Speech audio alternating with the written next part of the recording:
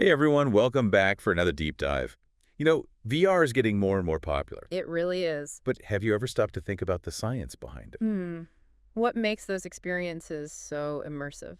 Well, that's exactly what we're diving into today. Awesome. We're talking about how we interact with objects in virtual reality, and we've got a real treat for you. We're Oh, digging into a review on target selection in VR guidelines from 20 years of studies. wow. 2 decades of research all in one place. That's right. This isn't just one study. It brings together the best practices from years of research on what makes VR feel real and intuitive. So, no more fumbling around in the virtual world. Right, like when you're trying to grab something and your hand just goes right through it. Exactly. This paper breaks down those interactions, Right. focusing on speed and accuracy. Yeah, those are key. Because, let's face it, no one wants to feel like they're wrestling with the controls, right? Definitely not. So, walk us through it. Why are speed and accuracy so important in VR design? Well, think about it. If you're playing a fast-paced action game, you need to react quickly. And absolutely, every millisecond counts. Exactly. You don't want to be fumbling around trying to grab a weapon or select a target. Speed is everything in those moments. Okay, that makes total sense. Yeah. But then you have things like, say, a surgical simulator, Right. Totally different story. where even the smallest mistake could be critical. So accuracy is paramount there. You hit the nail on the head. It all depends on what you're designing. So it's like different VR experiences need different approaches. Exactly. But it all boils down to this. How do we know if users can do even these simple things well in VR? Like, how do we even measure that? And that's where this research comes in. They've really thought of everything. Yeah, they have. They've broken it all down. They call these basic actions low-level tasks. Low-level tasks. Things like pointing, selecting, moving, even just rotating objects. They seem simple, Right? They really do. but they're the foundation of everything we do in VR. Think of it this way. You could have the most mind-blowing, visually stunning VR game, but if you can't even pick up an object smoothly, the illusion is shattered. Poof, gone. Exactly. It just doesn't work. It's like, what's the point of all the bells and whistles? If the basics are clunky, it just ruins the experience. So it sounds like this paper is the rule book for designing VR that feels natural. That's a great way to put it. They give 10 recommendations, which is a lot to unpack, but what are some of the biggies? Well, the first one is crucial. Figure out your goals. What are you going for? Speed, accuracy, or a bit of both? Right, because you can't just jump in blindly. Exactly.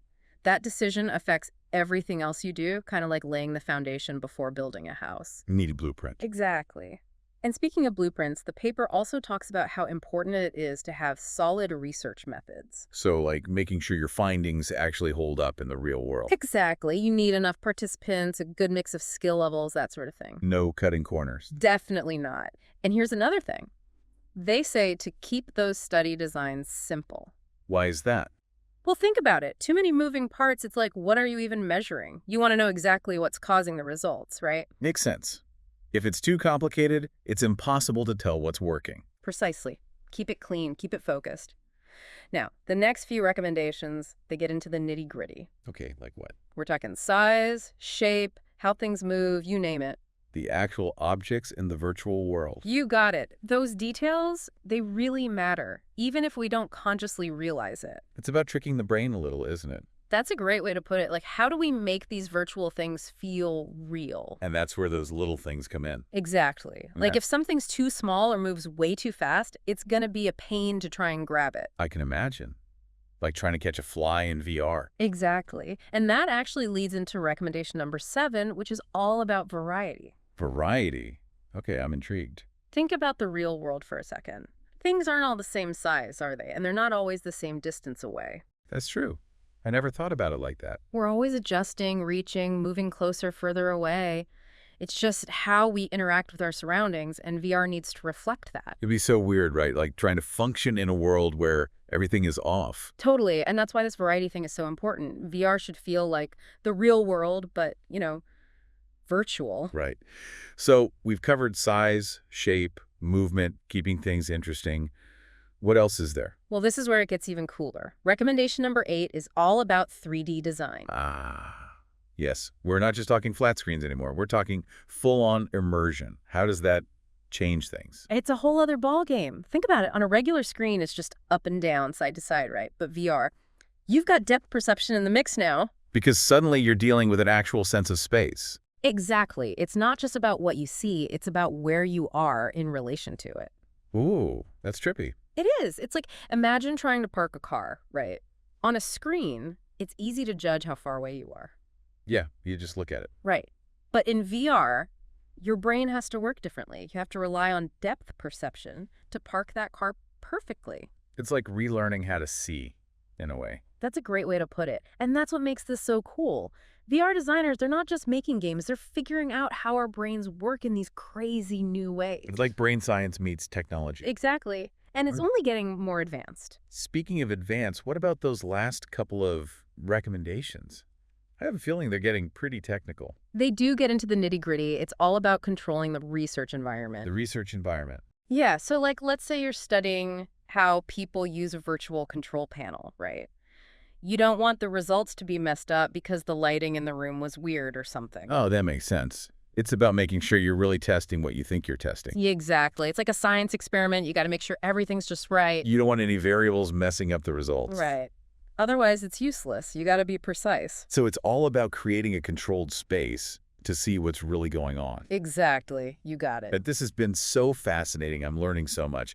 But I do have to ask, why is all of this so important?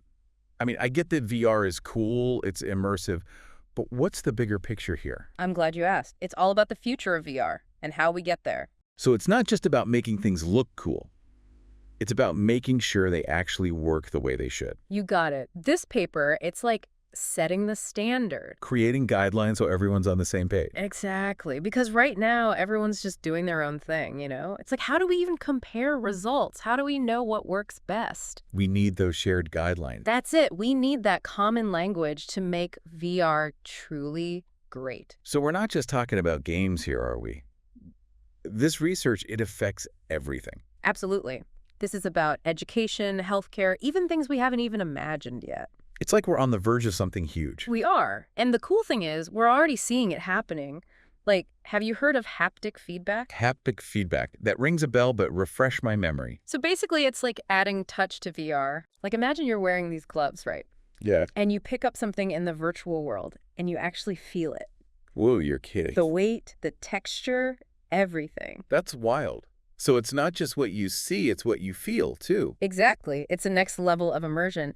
And the best part is, this isn't just for games. Really? Oh, yeah. Yeah. Imagine surgeons using this to practice, right? Oh, wow. That's incredible. No risk. They can try things out.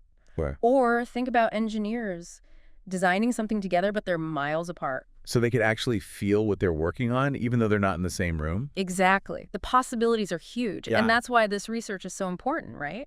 Because it's laying the groundwork for all of this amazing stuff. Exactly. We need to understand how we perceive the world, how we interact, all of it, so we can make VR truly incredible. It's like we're on the edge of something really groundbreaking. We are. And it's only going to get cooler from here. I have a feeling you're right about that. I can't wait to see what they come up with next. Me neither. But for now, we're out of time. But before we go, I want to leave everyone with something to think about. Always.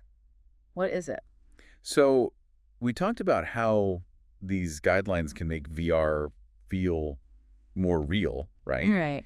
But could we use those same ideas to make the real world better? Oh, interesting. You mean like take what we're learning about design in VR and apply it to our actual lives? Exactly. Could our understanding of how we move and interact in a virtual world actually help us design things that are more intuitive, more user-friendly in the real world?